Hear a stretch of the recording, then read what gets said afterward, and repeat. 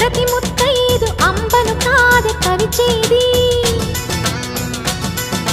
తన మదిలోని కలకలనన్ని అమ్మలకేగ తెలిపేది నెలతలే లేకుంటే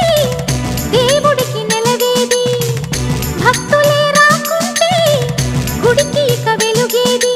దయతోటి కుంకుమ పూలు అక్షింతలు మనమంతా ఇవ్వాలి తన తాళి నిలపాలి తాళి కాచి ముత్తైదా ఎల్ల